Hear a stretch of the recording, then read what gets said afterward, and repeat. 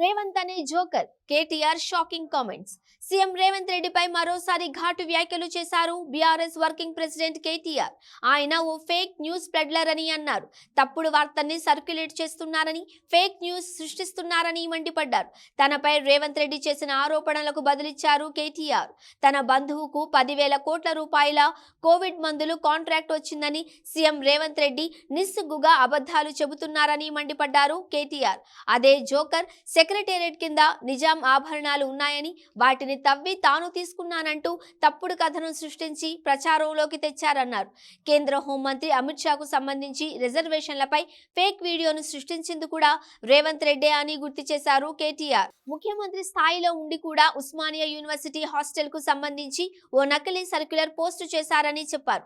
ఇలాంటి తప్పుడు వార్తలు సర్క్యులేట్ చేస్తున్న వ్యక్తిని జైల్లో ఎందుకు పెట్టకూడదు అని ప్రశ్నించారు కేటీఆర్. తెలంగాణలో కాంగ్రెస్ అధికారంలోకి వచ్చాక సోషల్ మీడియా వేదికగా ఆరోపణలు ప్రత్యారోపణలు మరింత ఘాటుగా మారాయి. తప్పుడు వార్తల్ని పోస్టు చేయడం, తప్పుడు కథనాలతో ఆరోపణలు చేయడం నిత్యకృత్యంగా మారింది. అనుకూల మీడియా ద్వారా ఈ ఆరోపణలు తీవ్రతరం చేస్తున్నారు నేతలు. ముఖ్యమంత్రి స్థాయిలో ఉన్న రేవంత్ రెడ్డి తప్పుడు వార్తల్ని ప్రచారంలోకి తేవడంపై బీఆర్ఎస్ నేతలు మండిపడుతున్నారు.